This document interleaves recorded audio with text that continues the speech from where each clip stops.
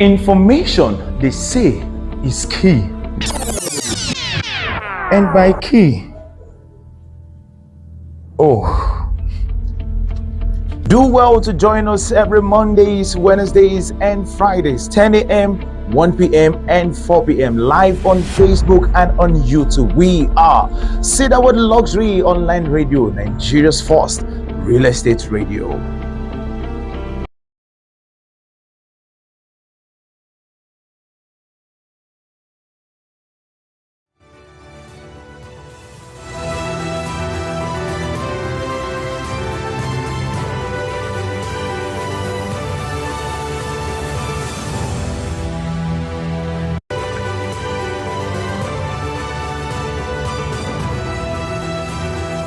Hello viewers, I am Ambassador Dr. Julius Oyedemi, your most astounding CEO 2023 P1 Group. The best radio to listen to is no other than Cedarwood Luxury Radio. Thank you.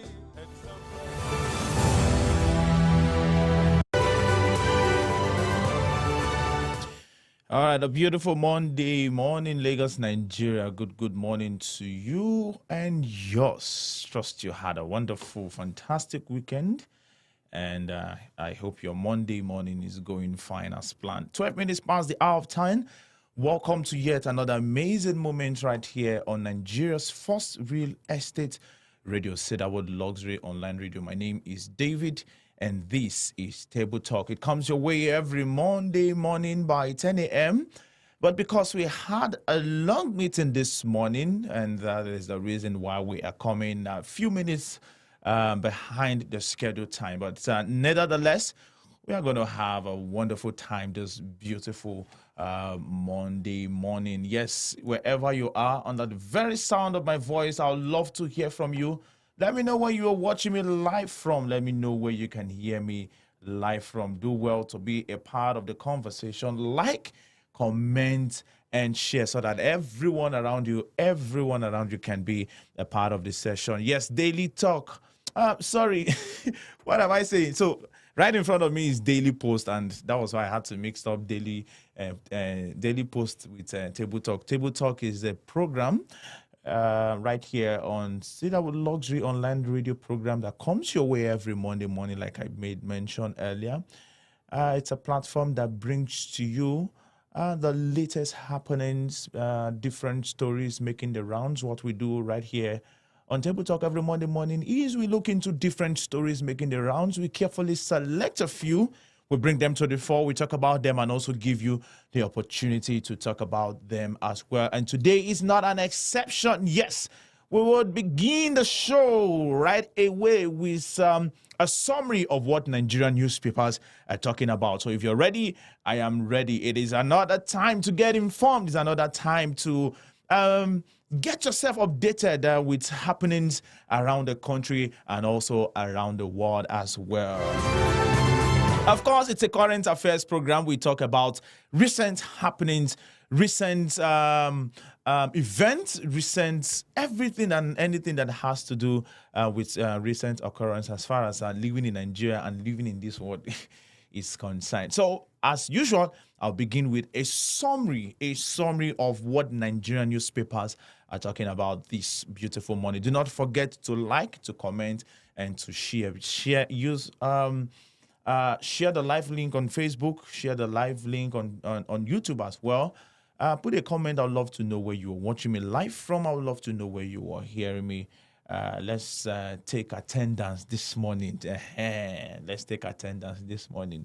So if you're live in Asaba, Aba, Uyo, wherever you are under the very sound, even those outside Nigeria, you're not left behind. All right. So quickly, let's begin properly with today's summary from Nigerian newspaper. Number one, a safer school environment will be provided to prevent kidnapping of pupils and abduction of teachers, President Bola Ahmed Tinubu promised on Sunday. Reacting to the release of the abducted Kaduna school children, Tinubu said in a statement by his special advisor on media and publicity, Ajure Ngelale, that a conscious effort will be made to prevent a repeat of the sad scenario. Number two, Members of the Senior Staff Association of Nigerian University, SSANU, and the Non-Academic Staff Union, NASU, yesterday ended their 7-day warning strike. In a circular to the branch chairman of public universities across the country, SSANU President Muhammad Ibrahim directed members of the union and those of NASU to resume work today being Monday. And as I'm talking to you, as I speak with you presently, both NASU and SSANU has resumed work after the 7 days warning strike that they embarked on. All right, number 3 this morning, veteran Nollywood actor Amechi Muonago has died after a prolonged illness at the age of 62. This was disclosed by a social communicator, Maurice Moye, via his X handle on Sunday. Number 4, quickly, President Bola Ahmed Tinubu, who will turn 72 on Friday, March 29, 2024, has said he wants a quiet celebration. In a statement with Bayo Onanuga, special advisor to the president on information and strategy, issued on his behalf, Tinubu said that there will be another important milestone in the life as a leader and statesman. It's so amazing. Friday, March 29, 2024, would be the birthday of President Bola Ahmed Tinubu. That's really good. That's really yeah, it's really good. Yeah, it's really good. Okay. You guess what, ladies and gentlemen? The next day would also be my birthday, which is March 30th.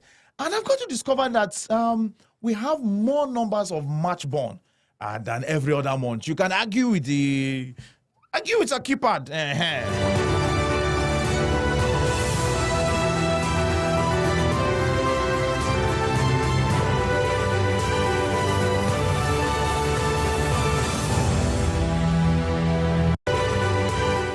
So yeah, all the March celebrants, if your birthday falls in the month of March, I want to see you in the comment section. I'd love to see you in the comments section.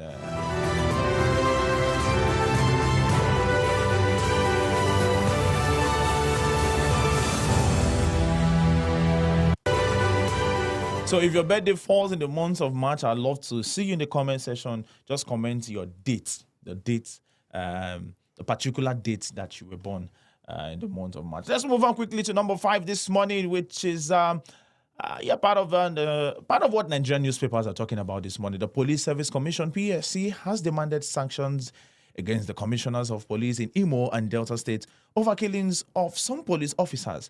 The commission specifically said the killings in some states had become worrisome, while calling on the Inspector General of Police, Kayode Egbetokun, to take another look at the capacity of CPS in the state's command. Number 6, quickly, Monarch's retired security officer, clerics and activists in the Niger Delta on Sunday urged the federal government to direct the army to withdraw its siege to the embattled Okwama community in Ugeli South local government area, Delta State, to avert losses of more lives and douse tension in the oil region.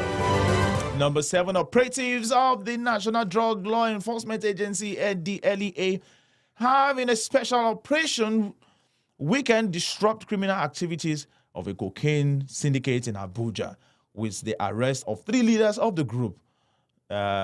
Nadia 4, Kinechuku 41, and Okoro Christian 35 were arrested on March 22nd at Paint House Hotel, while Umagaba was arrested at Benin Street 21 Road, First Avenue, Guarimpa, Abuja, with 718 grams of cocaine. I mentioned last week that it is so amazing. It is very, very wonderful. It is really, really applauding.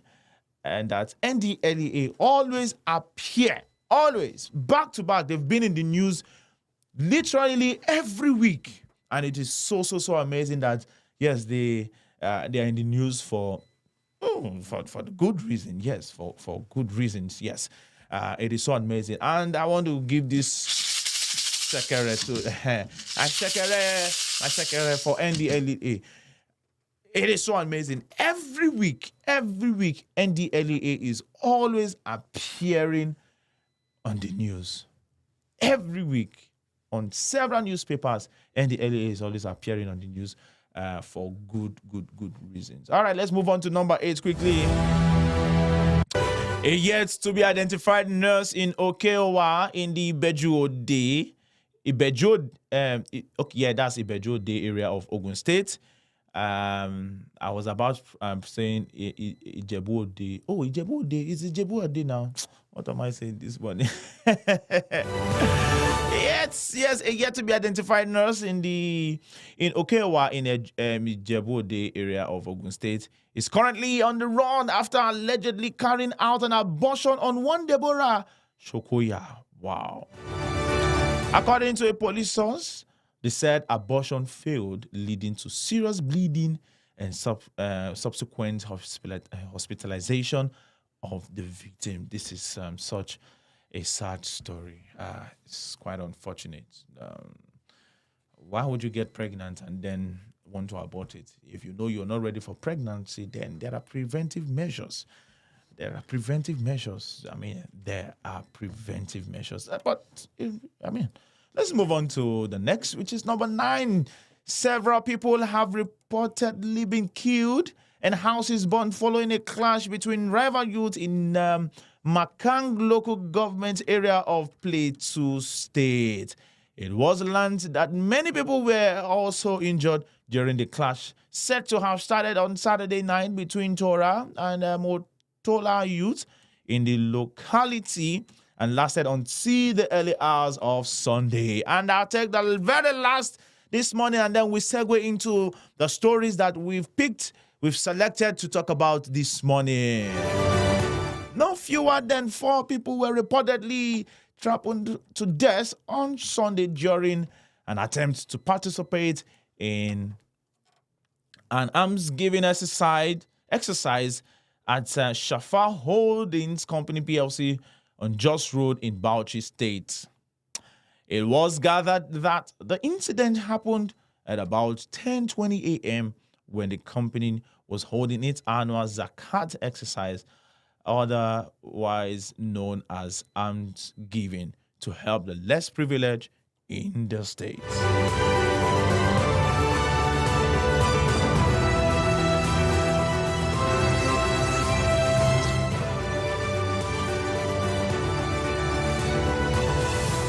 All right, quickly we segue into the stories that we've selected to talk about this morning. If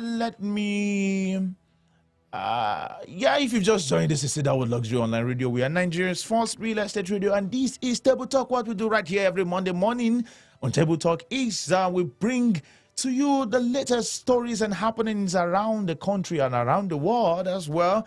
We look into different stories making the rounds. We carefully select a few. We bring them to the fore. We talk about them and also give you the opportunity to talk about them as well. So feel free to be part of the conversation this morning. Yes, feel free to be part of the conversation this morning. Any story that is of your interest, any story that catches your attention, feel free to talk about them. This is Table Talk, and this is Nigeria's first real estate radio, Cedarwood Luxury Online Radio. All right, LP Crisis, which is our very first story that we want to talk about this morning. LP Crisis. Peter Obi, obedient, dump Abure. A search for new chairman begins. I'm reading from the Daily Post newspaper. All right, let's segue into this very story. The crisis rocking the Labour Party took a dangerous dimension last week, with members of the Nigerian Labour Congress, NLC, picketing the party's national secretariat and some of its state offices. There are also indications that the presidential candidate of the party in the 2023 election, Peter Obi, and his supporters known as Obedient, have abandoned the party's national chairman, Julius Abure, to his fate. This is not connected to the internal crisis, that has been rocking the party structure since the 2023 general elections was concluded after a series of legal battles with the factional chairman of the party, the media Papa Abure, has been in the news over alleged financial impropriety and other disturbing issues. All right. Abure on ending alleged financial scandals. Daily Post recalls that Peter Obi in February 2024 called for a thorough forensic investigation into an embezzlement allegation leveled against the party's chairman Abure.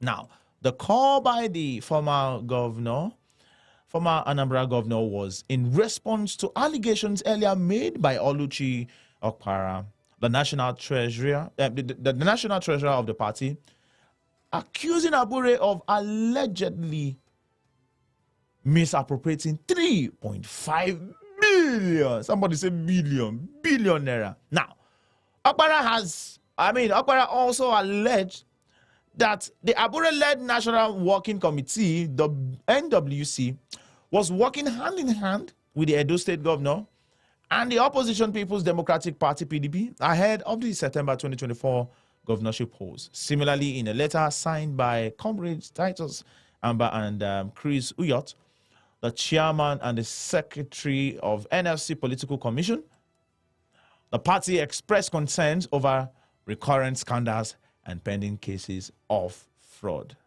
Now, from Labour Party administration under Abure was recently accused by some stakeholders of the party, including the Nigerian Labour Congress NLC, of running the LP as a sole administrator. Daily Post recalls that the deputy president of the NLC Political Commission, Dr. Theophilus Ndubuaku, who spoke with the workers occupied the Labour Party headquarters in Abuja recently, said the decision to picket the party's headquarters was taken to express workers' grievance against Abure's style of leadership. He said, and now it is in the hands of the opera. He is looking for 30 million naira, 40 million naira, and so on to buy forms, excluding the people who funded the party. Enough is enough. Abure must go, said the acting general secretary of NLC, Comrade Bello Ismail, on the cost of governorship interest and nomination forms. Similarly, in a letter issued by comrades Titus Amber and Chris Uyot, the chairman and secretary of NLC Political Commission, respectively, the union also knocked Abure for not being committed to the ideology of the Labour Party. Now, this is what I have to say. I remember during the 2023 election, Labour Party came out, and because of the influence of Peter Obi, Labour Party now happened to be the only hope of Nigerians. We were all used to PDP, APC team. Now, when Labour Party came, when Labour Party came forward with Peter Obi as their candidate, it was like their last hope. It was like something different from the norm. Everybody, a lot of Nigerians know that Labour, the APC and the PDP, corruption, people, blah, blah, blah, and all that thing. But they saw Labour Party as, hope. They saw Labour Party as the hope of a new Nigeria, even though they, lost the election, yeah. But Nigerians still see Labour Party as. So, with this recent happening, I just hope that impression, that reputation that Labour Party has in the eyes and minds of Nigeria will stay, so that we don't. All right, sir. Let's move. This time around, we are going to Moscow attack. Russian court charges 4 men with act of terrorism. Russia has charged 4 men. I'm reading from BBC News this time around. Russia has charged 4 men. It says attacked a Moscow concert hall and killed at least 137 people. 3 were bent double into a Moscow court, while the 4th was in a wheelchair. All were charged with committing an act of terrorism. The Islamic State group, or IS, said it carried out Friday's outrage at Cross City Hall and posted video evidence. Russian officials have claimed without evidence Ukraine involvement. Kyiv says the claim is absurd. Okay, the 4 were named by Russian authorities. Okay, the names I can't pronounce. Video showed 3 of them being marched by masked police into Basmani District Court in the Russian capital.